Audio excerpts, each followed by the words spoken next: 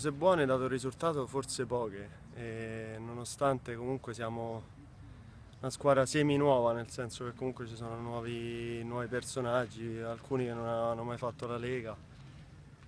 Quindi diciamo che per assurdo questa sconfitta ci può far bene, perché comunque è venuta con la vincitrice della Supercoppa.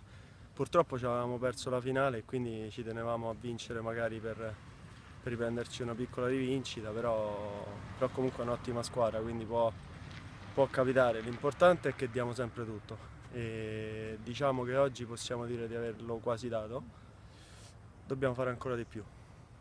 Gli avversari di oggi, beh, hanno perso tanti giocatori, però nonostante tutto comunque hanno un organico molto buono.